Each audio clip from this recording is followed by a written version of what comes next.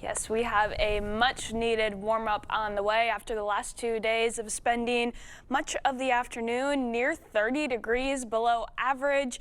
We have been biding our time for a warm up, and it could not come at a better time. Still going to be chilly as we go throughout the morning hours. So as you head out the door, you're still going to want to grab your jacket. Even in the afternoon, we're still going to be below average, but it won't be as bitterly cold as it has been. So we'll take any relief that we can get. Once we go throughout the morning hours, expect temperatures to be back into the teens already, even though our low happening just about an hour or two ago is in the single digits, but we still have somewhat strong winds blowing out of the south through the morning hours at least, so those wind chills will likely continue to be in the single digits through the morning. But as you can see, the winds start to die down eventually as we go into the afternoon, prompting much less of a wind chill once we get into the afternoon as well. The story is the same in Eau Claire. Once you head out the door in the morning, thermometer is going to be reading into the teens, but because of those breezy winds, we'll likely see wind chills staying in the single digits through the morning hours. But the winds do lighten up throughout the day, and then we're left with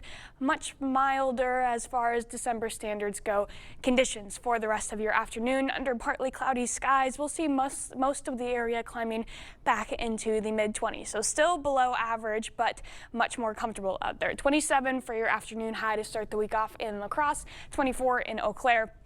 As we go throughout the rest of the week, then we'll just continue to warm on up. I mean, we're already seeing about a 20-degree jump as we go into tomorrow, but what's another 10 degrees as we go into Tuesday? Our average high sitting around 33 right now, and we're going to be above average for potentially 3 days in a row. Tuesday, some locations will even be nearing close to 40 degrees, going to hold on to that nice mild conditions as we go into Wednesday, and even Thursday, seeing temperatures possibly above freezing, although those highs will likely be coming earlier on in the day as a strong system passes through, with temperatures falling throughout the day, and then we'll go into Friday back below average just for one day, because we could see temperatures spike back up slightly as we go into next weekend. So a big difference in temperatures from where we were last week. What we're also seeing a difference this week compared to last week is the lack of potential snowfall. We still have one good chance coming up, but really it's looking to be on the lighter side, at least compared to what we've seen across the area so far.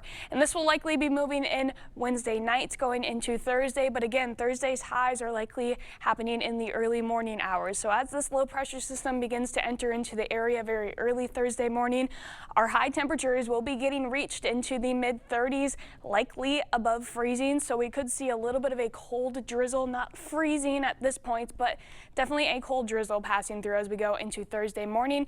We'll see a little bit of a break as the main body of the low pressure system passes through as we go into Thursday afternoon, but you'll notice the temperatures start to drop, especially once we get on the back end of that low.